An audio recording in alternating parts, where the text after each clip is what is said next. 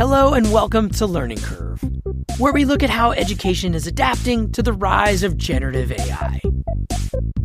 I'm Jeff Young, a longtime education journalist. I was in Baltimore a couple weeks ago for an unusual AI summit. About 200 people, mostly from around the city of Baltimore, showed up for a series of town hall discussions. The focus was on how to make Baltimore an AI-enhanced city, and how people from across the area could come together to harness AI to make people's lives better. For the town halls, in each of the town hall sessions, there will be an expert and then there will be a facilitator. And Jessica Stansbury, who organized the event, made it clear that this wasn't going to be some panel discussion where attendees just sit passively and listen. So it's not going to be me and somebody else being the only people talking. It's going to be us hearing from your voice on what do you think is missing? What do you think we still need to focus on?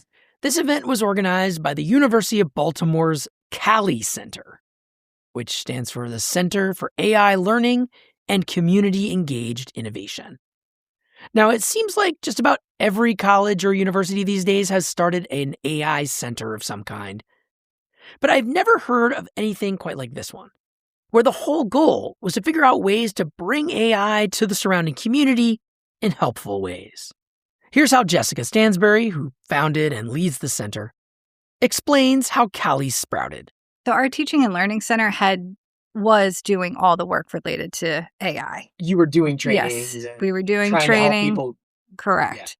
Yeah. And what I noticed was, because we are a community engaged institution overall, the University of Baltimore for Baltimore, we were getting a lot of requests outside of the university. Interesting. So people wanted to know stuff. Right. About AI, they're like, what's going on? Right. And we are a trusted entity. We are an anchor institution within Baltimore. So when we were getting these calls, it started to really get me thinking, well, if we keep everything inside of a teaching and learning center, which only serves faculty, then we miss serving the students, we miss serving the staff, we miss serving the community. So we needed to have a center that could be neutral and engage all stakeholders. And it's one of the only, I believe, centers here at the institution that engages all of those stakeholders.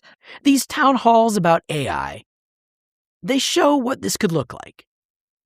It brought together city officials, local business leaders, folks from community organizations, professors, and just curious people in the city. The lieutenant governor showed up for one introductory panel, as well as the state's Secretary of Higher Education and the state Secretary of Labor. To prepare for the summit, the center worked with a local consulting company to interview people throughout the city of Baltimore and analyze various views and attitudes that they have toward AI. The homework for the event was to read a report they issued that breaks down about a half a dozen personas as far as the views of AI in the city. So we have the builders, so the people that are, actively, heavily invested in using AI for community impact, but also not waiting for, guidelines or, someone to tell them what they need to do. Like, they're making things possible. So we do have that sector, that group. And Baltimore is filled with young entrepreneurs, or even entrepreneurs, right? Doesn't matter what age they are. We have lots of them. So from the builders, we go to the adapters. And in that ecosystem, we have a lot of people who are like myself, first-gen college student. We use AI, and I say this because this is how I use AI, and place myself kind of in that grouping, as a way, like a cognitive support system. So being able to make sure that it's helping me reach more potential. So how do I use this to kind of augment the work that I'm doing by still making sure that it's my voice, right? It's my work. I take pride in my work, but using that to help. This is like your person who goes back to school after they haven't been in school for a long time, and now they got to juggle family and work and school. Using AI to kind of support them in that process. And then from the adapters, we move into the questioners, which is filled with academics and lawyers. And we have tons of those across Baltimore as well, right? But these are ones that see value in AI, but they still want time to make sure and evaluate and understand the long-term impacts. But we're struggling to keep up with that pace because the technology moves so quickly. And then after you have I call them the questioners, we get to the skeptics, which aren't really like skeptical of AI, but these are your trade workers, your first responders, contractors, and these folks aren't really using AI, but they could be if you showed them how and showed them why it was relevant. So show them the value in using that AI.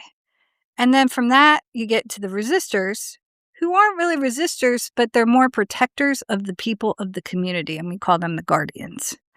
So just to recap these personas around AI in this city, and I think it actually tracks to all kinds of communities, are builders, adapters, questioners, skeptics, and guardians. So if you think about all of those different connecting pieces, which right now are really kind of siloed and fragmented, if we can get them all together and then get coordinated action forward, I think we could be a leading city because we have all those pieces already here. We just need someone to help us put them together and show us how to move forward. While this summit was set in Baltimore and focused on life here, the approach is one designed to be replicated by colleges anywhere. In fact, Jessica hopes that others will run forums like these in their own communities. And these personas are meant to be helpful for thinking about AI adoption even within a specific college. You might relate to being a builder who's rushing to adopt AI, or like Jessica, an adapter. Or maybe you're a skeptic or a guardian. Jessica's center also aims to change the conversation to focus more on why AI should be adopted and paint a vision of what that might look like. I think it can be used to solve problems. I think we need to start looking at AI as public good, like AI for public good. How do we make impact using AI? And I think that there are ways to do that in getting all stakeholders at the table and saying, what are our challenges that we're facing? How, and then we get those that are the AI experts in the room, because I'm not an AI expert under the hood by any means, I could give you a brief, simplified version of that. But getting those right people with those expertise in the room, I think we could change a lot of things. I think, we spend a lot of money and resources all trying to do similar things, where if we worked together, we could probably save some money and resources. And if we also use the technology we have, AI, I think we could do really great things. Yeah, it's interesting. There is this, I feel like right now there's a backlash against AI. It seems to be growing, especially I hear it. I'm sure you're reading the same things I'm reading about college students booing at commencement speeches when AI is kind of touted as the future. Do you feel like do you feel like that's another reason to like put forward a positive vision at this moment? I think some of the reason that booing is happening is because I think there's a gap of literacy and understanding. And I believe that the booing is also happening because they weren't involved in the conversation. So, and that's why, at least for Cali, it's so important to our mission to get all those voices in the conversation, because I feel like some of that booing is because, well, you're telling me this is now what's happening, but I wasn't part of that conversation, right? You're making decisions for me, but I wasn't included. Or I don't understand why you're making these decisions for me. Tell me what this means. And no one's really taking the time to do that. Sure. And then I think, our speakers come in and then they're like pro AI, but our center has always taken the approach of not being pro AI, in that our goal is really just to provide people enough information so that they can make informed choices about whether or not they want to use AI, the what, the why, the how, and the where. Like, that's for people to make that. I don't feel that we should remove that autonomy from any human being. And I think sometimes the booing is because that autonomy feels to be gone in those conversations.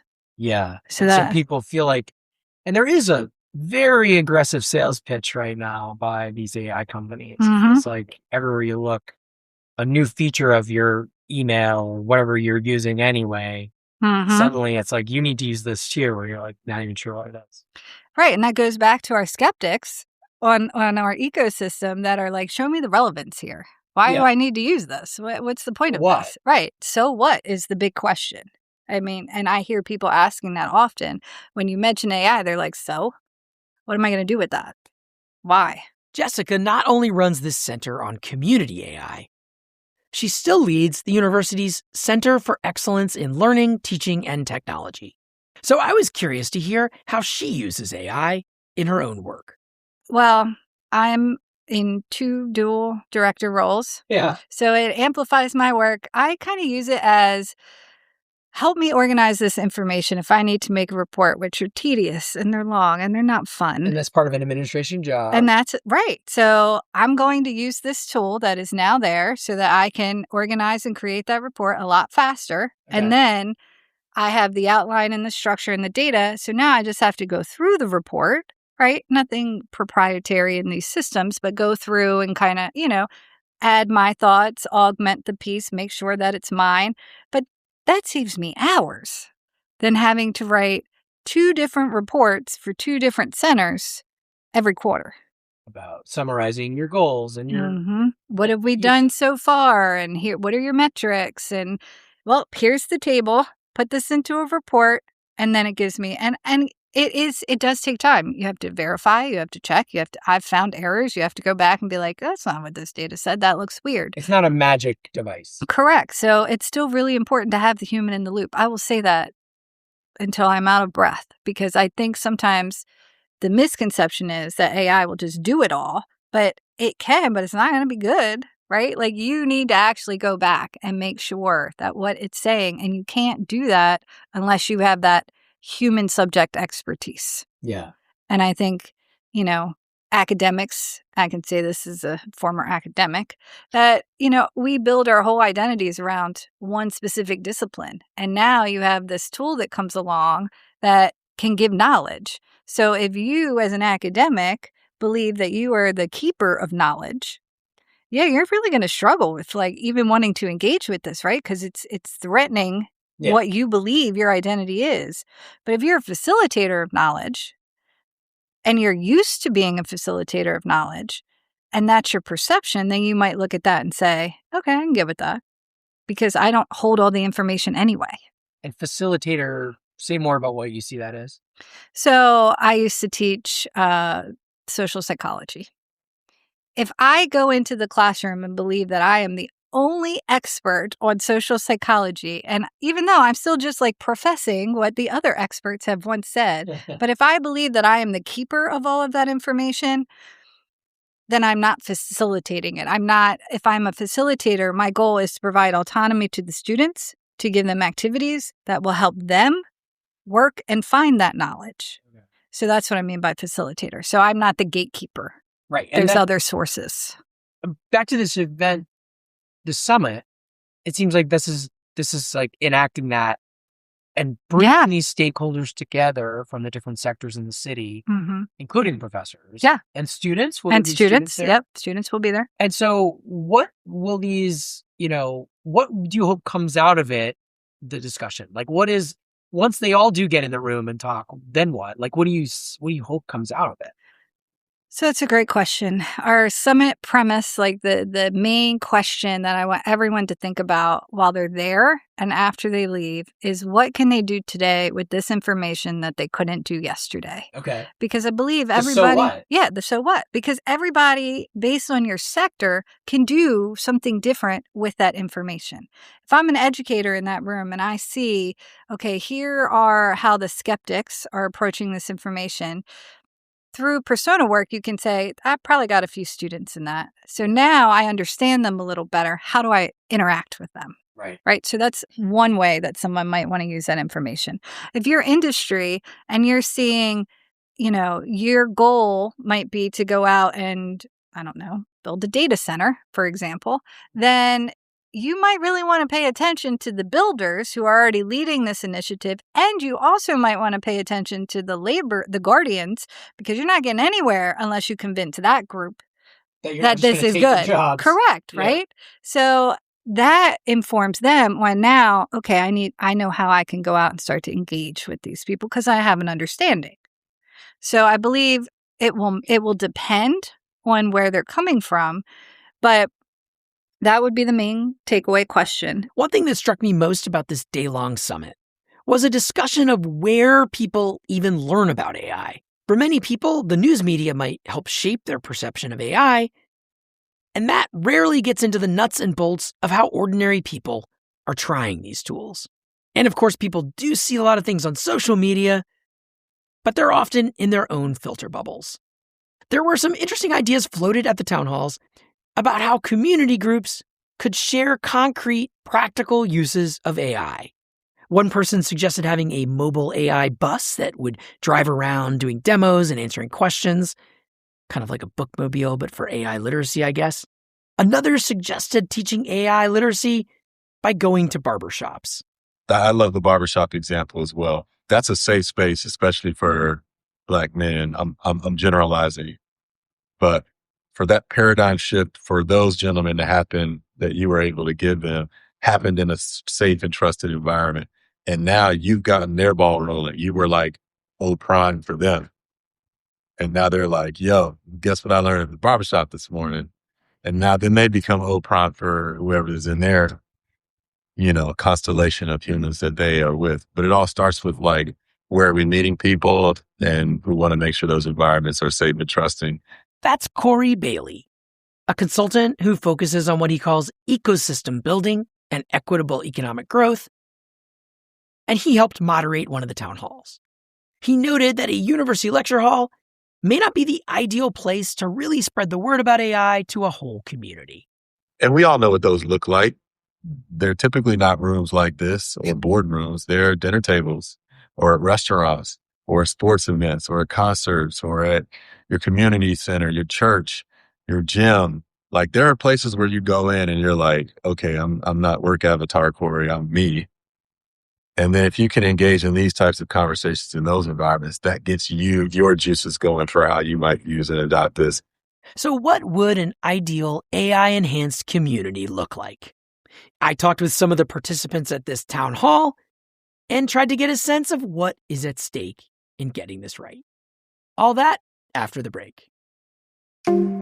This episode was brought to you by Studiosity. Real learning needs a struggle. But for educators, assessment security just means more detective work. And that's not what students came for. And it's not what the teachers came for. True learning and authorship isn't found in a probability score or a surveillance log. It's found in the journey. Studiosity makes assessment security easy by shifting the burden away from every educator and into a proactive, institution-wide infrastructure. From Viva-style inputs to clear binary validity reporting, Studiosity is the multi-layered assessment security process, turning institutional policy into practice. Just a clear signal to the teacher, owned by the student, that I did this thinking. De-risk your assessment flow and reduce workload. Give your teachers back the time to teach, not police. And give your students the agency to show their own growth. Keep the learning real with Studiosity. Get the walkthrough at studiosity.com/learning curve. That's studiosity.com/learning curve. This episode is also brought to you by the journal Social Research. The new issue of the interdisciplinary journal Social Research explores how the way we write and the meaning of writing are changing rapidly. It asks how artificial intelligence transforms norms and expectations that for centuries associated writing with voice, originality, and agency. If writing is a technology that restructures thought, as philosopher Walter Ong put it, then which written forms of thought and reflection will survive AI or will be enabled by it? What new literacies are required? How will new technologies rework the relationship between writing and the marketplace? In 9 groundbreaking articles, the summer 2026 issue of the journal tackles these and other questions around the title, Writing in the 21st Century. Social Research is the flagship journal of the New School for Social Research in New York City.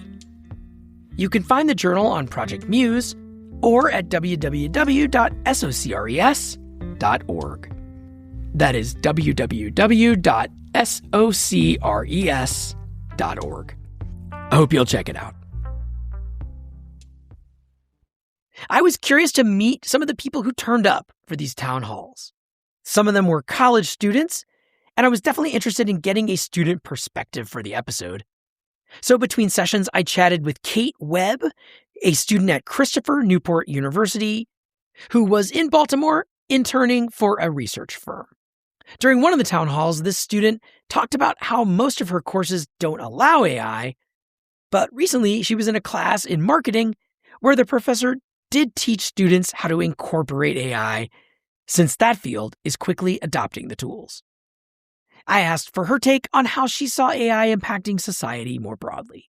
I feel like there is a lot of good that can come from AI, but I also feel like if it's not used correctly or we're not able to understand it correctly, I feel like people can not abuse it, but maybe not use it in the right way. But I feel like it really could help like so many communities, and just like everything we learned today, like helping the younger generation because they are going to create so many new things for us. Like I feel like technology is really going to advance. So I feel like it's a positive thing for our community.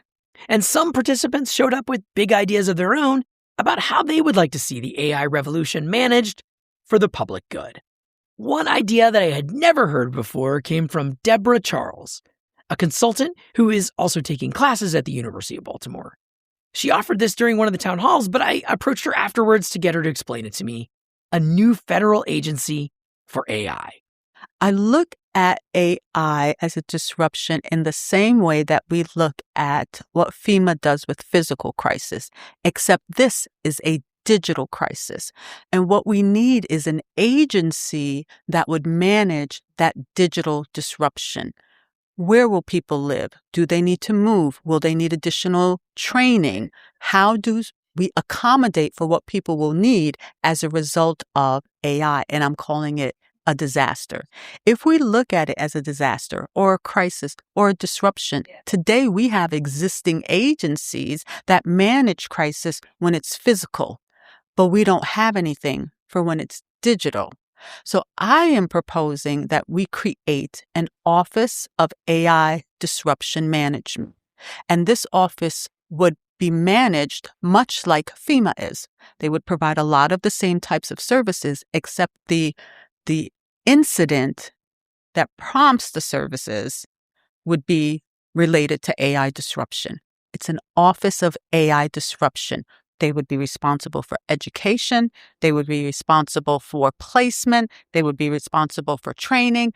Any of the areas where AI might disrupt, this agency would be in place to support that. And much in the same way that FEMA operates with Homeland Security, the Department of Health and Human Services, this organization would do the same. Jessica Stansbury, who led these town halls, went in expecting to hear plenty of negative and critical perspectives toward AI. She was born and raised in East Baltimore, and before she became a professor and college administrator, she worked as an addiction counselor for a decade. So she is used to having conversations with all kinds of people. So sitting with the career pathways that I've had over time, as an addiction therapist for 10 years in the city, at least half of those years were in the city, we're very distrusting of government entities. For example, I went to a town hall recently on East Baltimore side, and the town hall is supposed to talk about internet, like how to read your internet bill. And it talked about the ID, the new government issued ID that Mayor Scott had just promoted. And AI was supposed to be the last topic, which is why I went, because I was like, I really want to hear what the community is saying about AI. And I had beliefs before I went in there that probably a lot of distrust happening with AI. And we didn't even get to the AI part after an hour and 10 minutes because we were still talking about the ID. And a lot of the conversation that came up in that had to do with trust. What are you doing with my information? Who gets to see this? what do for the 2 documents I have to show that I'm a citizen, what's happening to that information? Is this running through a database? And then the internet bill also, people started talking about AI because they were talking about customer service and not being able to get through customer service anymore because it's AI. And no people. And no people. So then it's like AI is taking over the jobs. And what I learned through that is the same thing that I saw growing up as a child, is that it seems there are agendas everywhere, which there are in reality, but no one's clear or honest or upfront about what those agendas are. And the people that often get left behind are the people sitting in those town halls. And I used to be one of the people that was kids sitting in those town halls. So never actually went to one, but that would have been like where I came from. So in that sense, I think we need to do a better job at transparency. Yeah, I mean, it's a tall order. Oh, yeah. Especially, it feels against the currents of our current administration and vibe in the country right now. Yeah. Yes, it is. Yeah.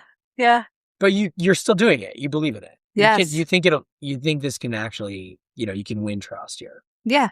I mean, let's take something relevant to the AI conversation, like the data centers. I don't think people resist the technology alone or the data center.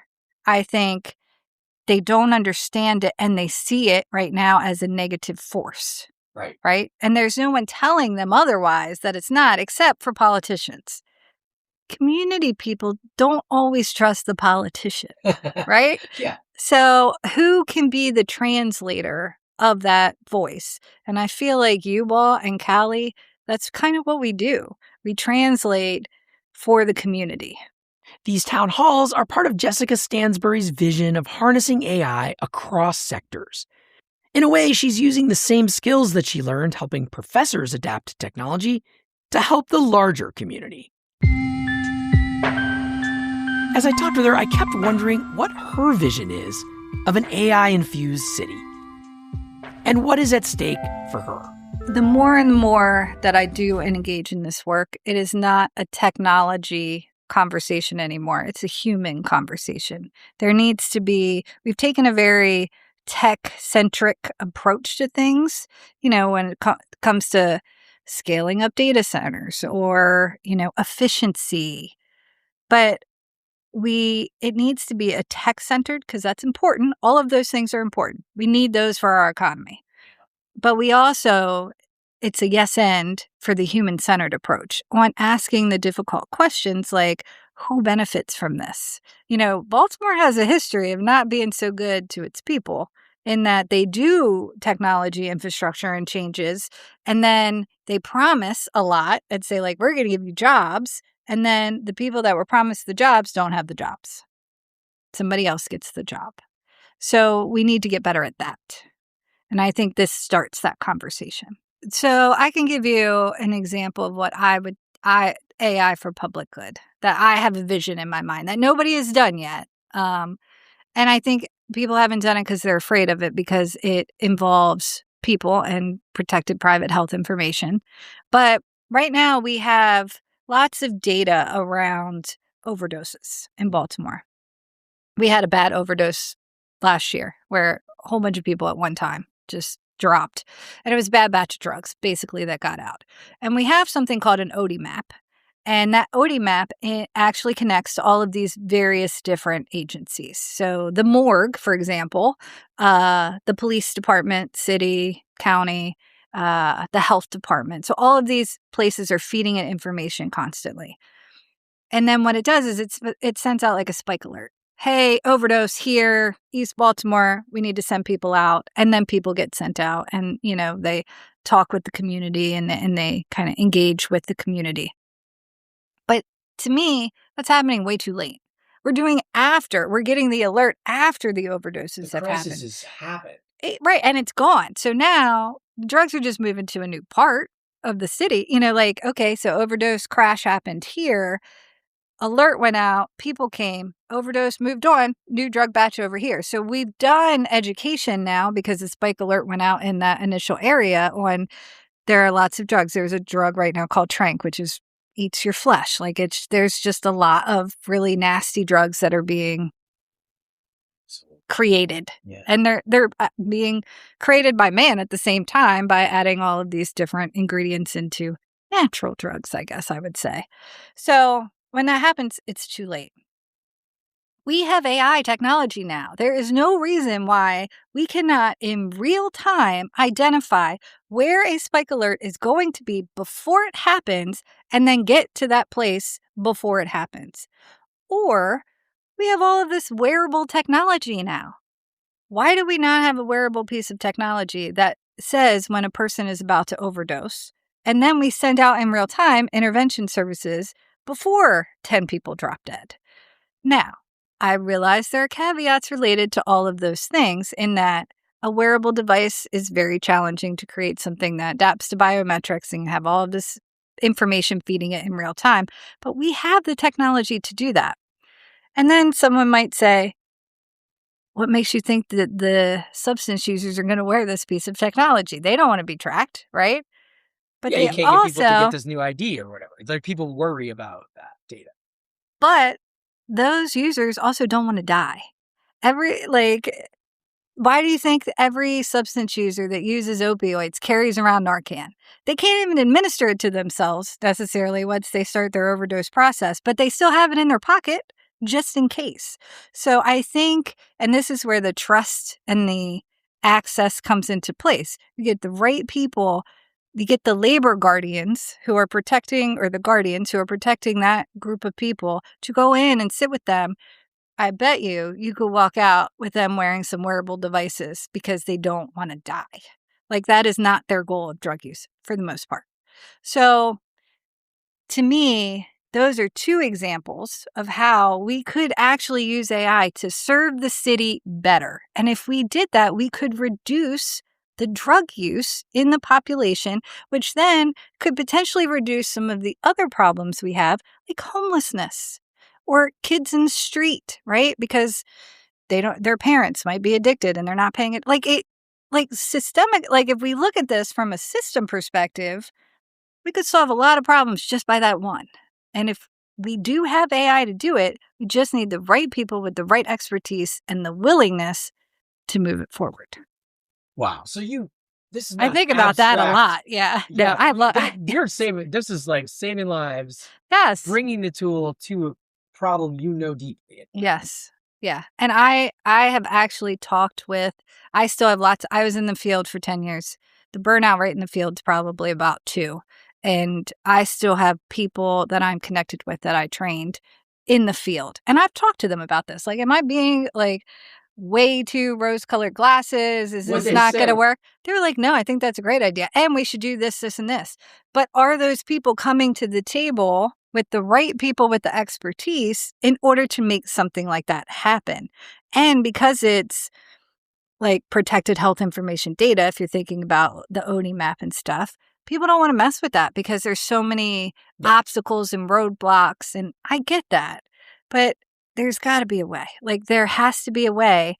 And if you take it through a university, so like Hopkins, for example, you're not getting it past the IRB board. It would take years. Institutional review, the ethics of research. Right. And I'm not saying that we shouldn't have ethics involved in that conversation, but if you took the same thing to someone who already created wearables, they have those Oura rings that do stuff those. Yeah. AI are coming to little devices. Right. And they don't have to go through the IRB, but what they do need is the trust and the right people in the community to work with those residents. Yeah. And that's what they don't have, aside from everything I'm talking about right now. But I've been very passionate about that vision because I really think we could do something so good for the city that would then trickle out.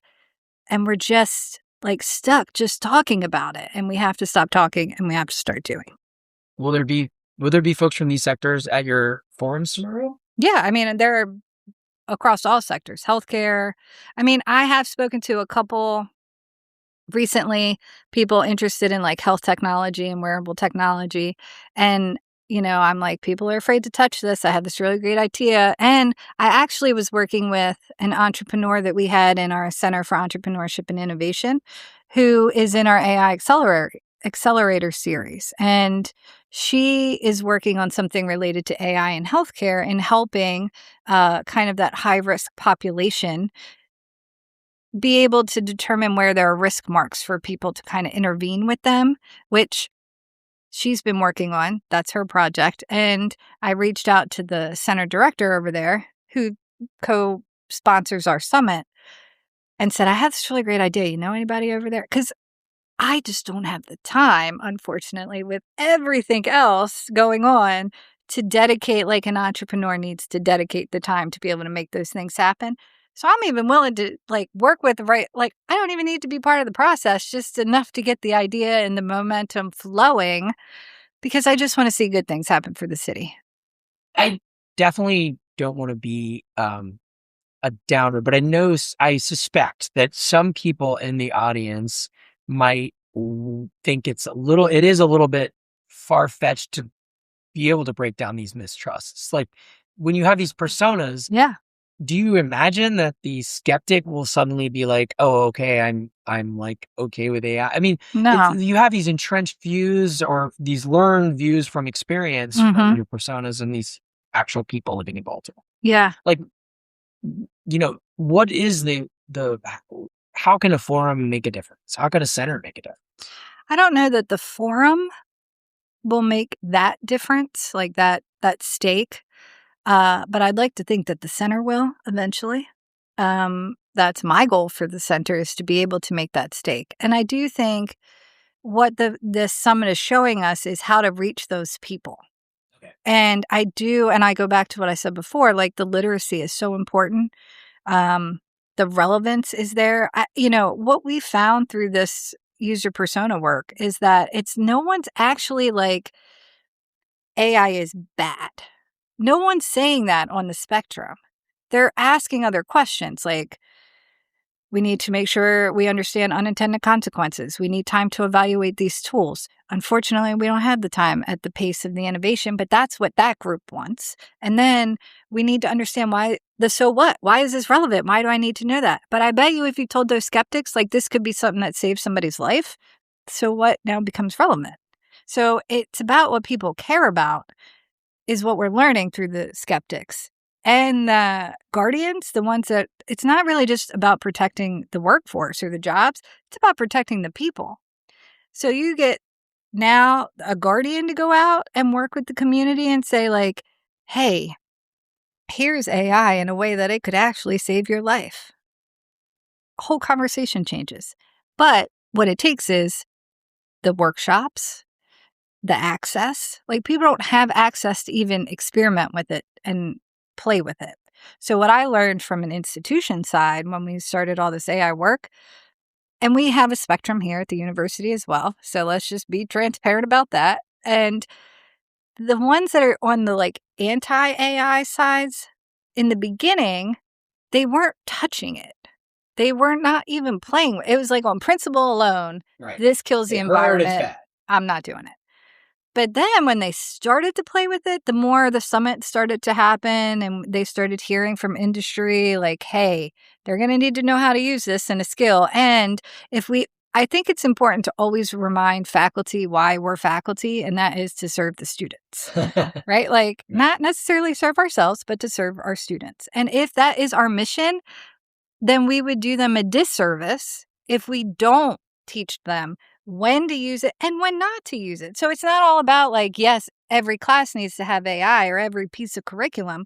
It's about knowing when that integration makes sense. So it's the same process, right? Like what is the relevance? Why do I need to integrate it in this ethics class? Or why do I need to integrate it in this game design class? Well, if you have that so what, then it becomes a different conversation. There was something very hopeful and refreshingly optimistic about these AI town halls.